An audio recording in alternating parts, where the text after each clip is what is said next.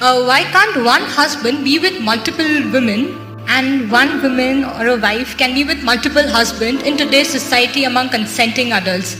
And what impact do these people have when they're involved in such relationships?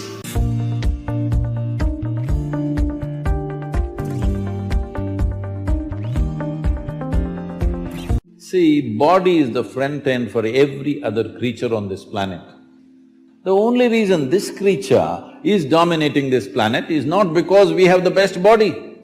You're not comparable to an elephant or a tiger or anything for that matter, you're not even as good as a buffalo. Yes, in terms of strength and physical prowess, you're nowhere comparable.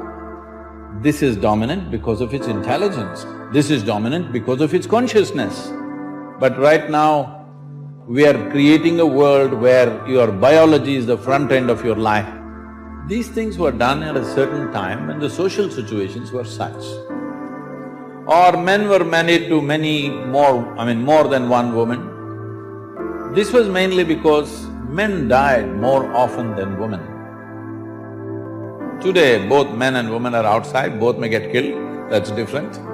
But at that time, largely women stayed home because she was continuously pregnant. From the age of 14 to 45, 50, she's almost all the time either she's pregnant or she has a young child. This is how life used to be. So because of that, she stayed home and she took care of the property and the agriculture and stuff. Man went out to do business or for war or something else, he went out. So men always died more often. So generally, in most societies in the past, the number of men was much less than the number of women, always. This has been the state all across the world. So naturally, when so many women were there, they needed care and they needed support in the society, and those days a woman could not exist by herself. Unless she's protected by a male partner, it would be very difficult for her to exist by herself because she would be exploited in so many different ways. So always they attached themselves. So naturally a man ended up having 2-3 women because the population ratio was like that. But now largely it's leveled out. If that becomes a social norm, then how do you decide somebody has multiple wives, and how do you decide somebody has no wife? This will become a social collision, it'll become lot of problems in the society because we may act civilized. I'm very particular, I'm very clear about saying we act civilized, but when we are denied basic things that we need, all our civilization evaporates and we will behave like animals, yes or no? So, when fundamentals are denied, people will go flashing. So that's not going to work in today's world. And above all, the woman's condition will become very bad. If you're asking this question in a more existential way, well, see, this is a certain framework of not just of bone and muscle and flesh. There is a certain energy framework. Only because of that, it takes certain form. See, if you eat mangoes every day, and let's say a cow eats mangoes every day, at some point will you or the cow get confused whether you're a cow or a human being?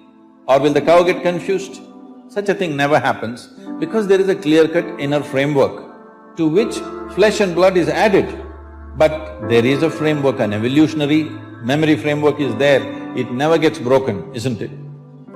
So in this framework, how strong you keep this framework, how much integrity is there to this energy framework will determine many things about your life, many aspects of your life. Especially if you want to raise this life to another level of function, it's very important you maintain this integrity.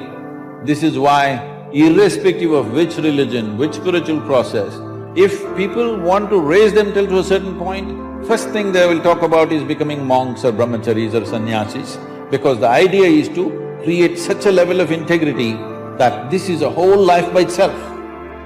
that it doesn't lean on anything else for support, either for physical well-being or emotional well-being or psychological companionship. It doesn't lean on anything, it stands by itself because you want to take it somewhere else.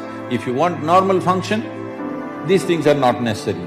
Now you want to become a rocket which breaks through a certain dimension of space. Now you need to be in a different level of force and integrity, otherwise it'll crack up. So you don't want to open your body to anything, and especially opening to multiple partners has its own negativity in that context. How much pain, and you look at Draupadi's life, how much volatility, how much pain, how much suffering she went through in her life, and how much pain and suffering she caused because of her anger and jealousy and whatever else. So, these things happen for variety of reasons. You can't blame everything on that one aspect, but that aspect also has a say in these aspects because you're opening up your memory body, your energetic body, which is essentially ruled by memory, to variety of memories. This will cause a whole lot of turmoil within the system, which could affect that life and many other lives. So Draupadi's life is in a way a sample for that. It's not an absolute. This is not an absolute, but this has an influence.